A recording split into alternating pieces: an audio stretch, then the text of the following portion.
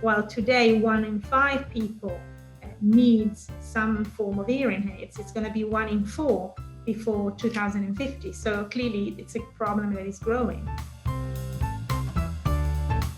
Welcome to another Breakout with Breaking Views, brought to you by PGIM. I'm Rob Cox in London for the first time in a long time, and I'm speaking to my colleague Lisa Yucca in Milan. Hello, Lisa. You wrote a very fascinating piece, or I should say a piece that our readers really appreciated, about a company called Amplifon. Now, that's not exactly a household name, but explain. I'm curious to see why our readers were so interested in this, and I think it has to do with the fact that their stock has been an outperformer over the past couple of years. Yes, so Amplifon sells and offers plans for hearing aids, right? So catering for, elder clients who have problems, obviously, with hearing. And obviously, it's not the sexiest kind of product, but the surprising thing I learned when I got to know them is that their performance, indeed, when we checked,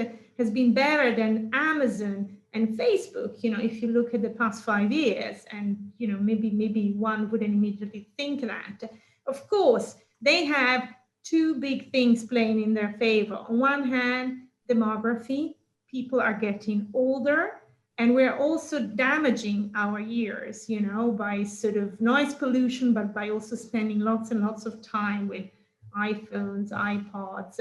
So that's one thing in their favor. And secondly, the CEO, Enrico Vita, has been quite aggressive with, buying up rivals, because this is a very fragmented market. They are the largest in this business, the largest ear trumpet provider. They don't make them themselves. They basically sell lifetime plans, and lifetime really means as long as the piece works, right? I mean, which is kind of interesting. You say lifetime warranty. If someone's 70, of course, a lifetime isn't going to be quite as long as it would be if they were 25. So it's not a big risk that they're taking, I suppose. I mean, they're $11 billion market cap, which isn't tiny. I mean, it makes it one of the largest private companies, I suppose, on the Italian exchange. No? Yes, it's in the mid 30, which is the largest blue chip index.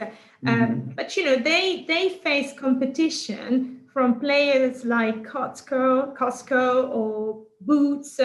Obviously, these are large players who sell a lot of things, but within their chains, they also offer hearing aids. But Amplifon is still larger and has plans to grow even further. So one thing I suggested in my piece is that they should follow. I mean, they seem to be following, but they should copy EssilorLuxottica, who is the leader in lenses and frames. So another issue which is clearly affected by demographic and people getting older.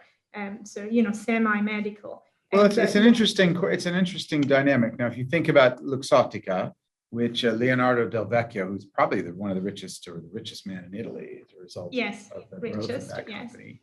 And it's eyeglasses were originally for people who are vision impaired, right?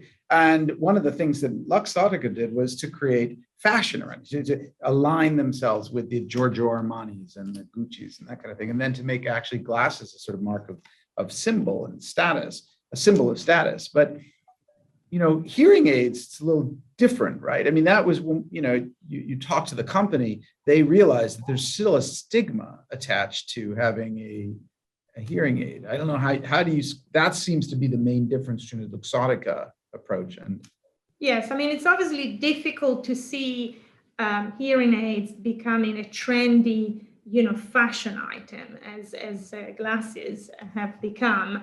But, as technology evolves and these hearing aids become smaller and smaller devices, invisible, maybe they will be, even implanted at some point, maybe the stigma is bound to go away. We also know that while today 1 in 5 people needs some form of hearing aids, it's going to be 1 in 4 before 2050. So clearly, it's a problem that is growing. Thank you very much, Lisa. We'll be back with another Breakout from Breaking Views soon.